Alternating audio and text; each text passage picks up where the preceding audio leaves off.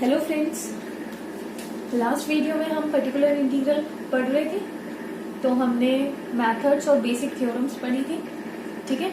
लेकिन हम देख रहे थे कि उन दोनों थ्योरम्स को यूज करके हमारे क्वेश्चन थोड़े लंबे जा रहे थे। तो मैंने बताया था कि मैं आपको नेक्स्ट वीडियो में मिलूंगी और कुछ शॉर्ट मेथड्स के साथ कि पर्टिकुलर इंटीग्रल आप बहुत आराम से निकाल पाएंगे, इतना लंबा आपका क्वेश्चन नहीं जाएगा, ठीक है। तो आज वो शॉर्ट मेथड्स ही पढ़ेंगे for finding the particular integral of the equation f dy is equals to x।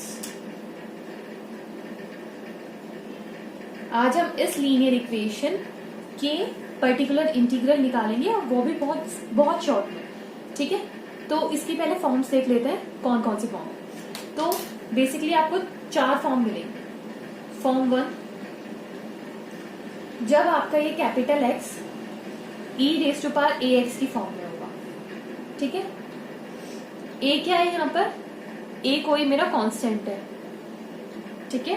x मेरा एक इंडिपेंडेंट वेरिएबल है। तो ये जाहिर सी बात है, कैपिटल X मैंने बोला था फंक्शन होगा x का, तो ये x का फंक्शन है, ठीक है। a यहाँ पर मेरा कांस्टेंट है, पहली फॉर्म ये। दूसरी फॉर्म है मेरी, जब x कैपिटल X मेरा sin ax होगा या फिर कैपिटल X मेरा cos ax होगा, ठीक है। Again a is a constant, ठीक है। तो ये भी दोनों मेरे फंक्शन है x के। दूसरी फॉर्म ट्रिग्नोमेट्रिक फॉर्म है, पहली एक्सपोनेंशियल फॉर्म है। थर्ड फॉर्म है जब हमारा x raised to power n, where n is a positive integer, ठीक है। n is a positive integer, या तो इस फॉर्म में हो या फिर आप बोल सकते हो और पॉलिनोमियल हो कोई, ठीक है। पॉलिनोमियल इन x, ठीक है। तो ये थर्ड फॉर्म हो गई मेरी। और फोर्थ फॉर्म क्या है? फोर्थ फॉर्म है जब x मेरा ये पॉलिनोमियल के साथ साथ आपका कोई v हो। v क्या है? मेरा कोई x का फंक्शन है, यहाँ पर v is a function of x, ठीक है। ये कोई पॉलिनोमियल हो या फिर मतलब x raise to power n हो और उसके साथ मेरा x का कोई और फंक्शन है, कोई भी फंक्शन हो सकता है, ठीक है। फोर्थ फॉर्म ये है। तो इन चारों फॉर्म्स में अगर आपको क्वेश्चन दिखते हैं तो इनके चारों फॉर्म को मैं सॉल्व करने की शॉर्ट मेथड्स बताऊंगी, ठीक है।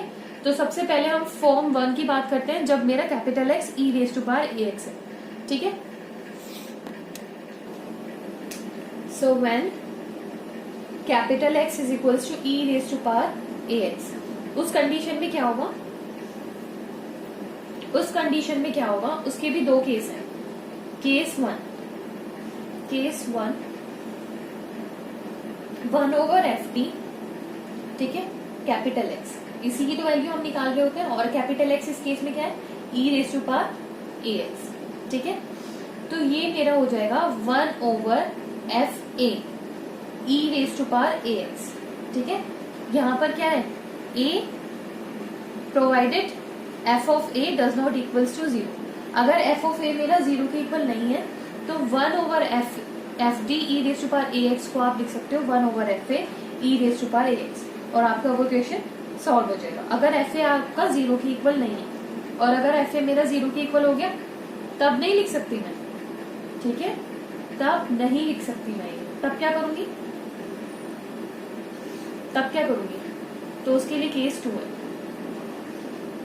उसके लिए आप क्या करोगे? जैसे आपको 1 ये लिखा है d minus a raise to power n phi d, और ये हो गया e⁴ax। अब देखो e⁴ax और ये d माइनस a, ये कोई फंक्शन है d का fd, ठीक है। यहाँ पर आप अगर a लिखते हो तो a माइनस a 0 हो जाता है, ठीक है। तो ये 0 हो जाएगा, तो आप इसीलिए ये वाला फॉर्मूला इस वाले क्वेश्चन में नहीं लगा सकते। लेकिन क्योंकि आप इतना फंक्शन अगर आप देख रहे हो, इतने वाले फंक्शन में आप लगा सकते हो ये वाला फॉर्मूला, इतने वाले फंक्शन में, ठीक है। आप ऊपर वाला फॉर्मूला लगाओगे तो क्या आएगा? e⁴ax ओवर phi a, ठीक है। d की जगह क्या आ जाएगा? a आ जाएगा, प्रोवाइडेड phi a मेरा 0 के इक्वल नहीं है, ठीक है। अब जो पहले इधर था d माइनस ए, उसको आप एज इट इज लिख देंगे, d minus A raise to power n, ठीक है, उसको आप क्या लिख लोगे, एज इट इज लिख लोगे। अब आपको पता है आपने थ्योरम सेकंड पढ़ी थी, थ्योरम सेकंड किसके लिए थी, थ्योरम सेकंड थी हमारी, अगर हमारा e raise to power ax over d minus a raise to power n है, तो आप उसको लिखोगे x raise to power n this, ठीक है, ओवर दिस n का फैक्टोरियल, ठीक है, into e raise to power ax, ठीक है। तो आप इसको, इसमें आप थ्योरम सेकंड लगाओगे तो क्या आ जाएगा मेरा, x raise to power n over n factorial e raise to power ax, ठीक है, और ये फाई ए का फाई, समझ आया, provided phi A does not equals to 0। तो आई होप आपको अब ये समझ आया होगा ये कैसे किया है मैंने, ठीक है। तो अब हम इसके कुछ क्वेश्चंस देख लेते हैं, आपको ये लगाने कैसे हैं ये क्लियर हो जाएगा। तो ये एग्जांपल लेते हैं, हम। तो इसमें आपको डायरेक्ट दिख रहा है, इस कंडीशन में, मतलब इस इक्वेशन के लिए मेरा पी आई क्या हो जाएगा, पी आई हो जाएगा मेरा e raise to power 5x divided by this D square minus 3d plus 2। ये मेरा क्या है, फंक्शन ऑफ t, ठीक है, ऊपर क्या है e raise to power 5x, ये मेरा केस 1 ही है, where capital x is e raise to power ax, a क्या है यहाँ पे 5 है, ठीक है। तो अब ये देखो ये क्या है मेरा e raise to power ax over F D की फॉर्म ही है ना, ठीक है। तो अब एफ डी में आप क्या रख के देख लो, ए रख के देख लो, तो ये क्या 0 आ रहा है क्या, रख के देखो, 5 5 जो 25 माइनस 5 3 जो 15 प्लस 2, ठीक है, 25 माइनस 17, ये 0 नहीं आ रहा, ये 0 नहीं आ रहा, तो आप क्या करोगे, इसको डायरेक्टली क्या लिख लोगे, e raise to power 5x over, इसके अंदर क्या रख लोगे आप, इसके अंदर डायरेक्टली आप 5 रख लोगे, तो दैट इज 5 5 जो 25 माइनस 5 3 जो 15 प्लस 2, ठीक है। तो ये क्या बचेगा, e raise to power 5x divided by 12, clear है। अब जैसे दूसरे एग्जांपल देखो, मेरा दे रखा है 4d square plus 12d plus 9 y is equals to 144 e raise to power minus 3x। Again ये भी मेरा केस 1 से ही है, ठीक है। तो मेरा इसमें पी आई क्या हो जाएगा, 144 e raise to power minus 3x over this 4d square plus 12d plus 9, ठीक है।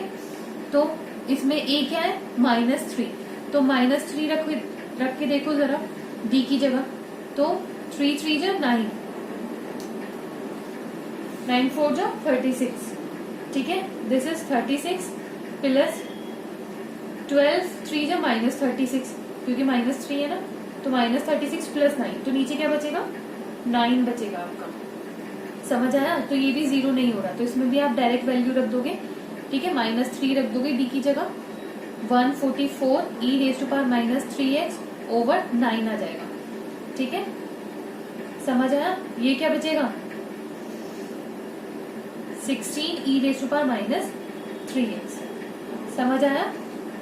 तो इसका, इस इक्वेशन का सोल्यूशन क्या हो जाएगा, अच्छा जनरल सोल्यूशन, तो जनरल सोल्यूशन हो जाएगा मेरा, अगर मैं इसको जनरल सोल्यूशन पूछूं तो वो मेरा हो जाएगा complementary factor plus particular integral.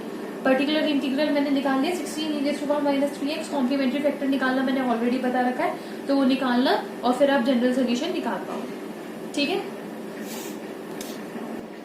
अब हमने नेक्स्ट एग्जाम्पल लिया ये 9d square minus 12d plus 4 y is equals to this, ठीक है। तो इसमें पी आई मेरा क्या हो जाएगा, e raise to power 2x/3 over 9d square minus 12d plus 4। तो इसमें a क्या है मेरा 2/3, यहाँ पर आप 2/3 रखोगे, दैट इज 2 2 जो 4/9, 9 से 9 कट गया, ये हो गया 4 माइनस, यहाँ पे 2/3 रखोगे तो 3 4 जो 12, 4 2 जो 8 प्लस 4, तो ये मेरा 0 आ रहा है, ठीक है, ये मेरा 0 आ रहा है। तो इसमें मैं डायरेक्टली केस 1 वाला अप्लाई नहीं कर सकती, तो इस कंडीशन में क्या करूंगी, पहले मैं नीचे वाले के फैक्टर करूंगी। तो ये नीचे वाला मेरा क्या है बताओ, ये है मेरा 3d माइनस 2 का होल स्क्वायर, तो इसको मैं ऐसे लिख सकती हूँ e raise to power 2x/3 over 3d minus 4 का, सॉरी 2 का, 3d माइनस 2 का होल स्क्वायर। खोल के देखो यही है ना, 9d square plus 4 minus 12d। ठीक है, अब मैं इसमें क्या करूंगी, केस सेकंड अप्लाई करूंगी। केस सेकंड क्या था मेरा, उसमें मैंने थ्योरम सेकंड लगाई थी, केस सेकंड तो लगाओ इसमें। तो उसमें क्या होता था, a मेरा क्या है 2/3 है, तो इसको d को क्या कर लोगे, d माइनस a के लिए था ना ये, तो 3 से क्या कर लोगे, इसमें डिवाइड कर लोगे। ठीक है, तो इसको आप लिख सकते हो e⁻2x/3 ओवर, इसमें 3 से जब डिवाइड करोगे मतलब 3 को बाहर निकालोगे तो वो 9 निकलेगा बाहर, और यहाँ आ जाएगा d माइनस 2/3 का होल स्क्वायर। ठीक है,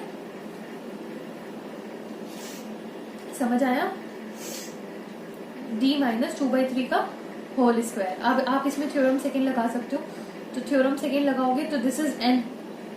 ठीक है, दिस इज n, तो क्या होता था x raise to power n मतलब x स्क्वायर ओवर 2 फैक्टोरियल। ठीक है, ये 2/3a आ गया, e raise to power ax मतलब 2/3x ओवर 2/3x। ठीक है, और ये 9 था, तो ये 1/9 तो मल्टीप्लीकेशन में था। समझ आया, तो क्या आ गया, 2 का फैक्टोरियल 2 होता है, तो x square by 18 e raise to power 2/3x। समझ आया, क्लियर है, इसमें कोई मतलब इसमें कोई डाउट है, आई होप नहीं होगा। तो आपको ये लगाना आ गया, मैंने केस 1 केस 2 दोनों के आपको एग्जांपल्स करा दिए। ठीक है, आई होप अब कोई डाउट नहीं रह जाएगा, बाकी एग्जांपल्स आप सॉल्व कर लें। ठीक है, इसी तरीके से आपको आपके x raise to power x जब आपका e raise to power ax होगा तो उसके सारे क्वेश्चंस आपके इन्हीं दो मेथड से, इन्हीं दो केसेस के अकॉर्डिंगली हो जाएंगे। ठीक है,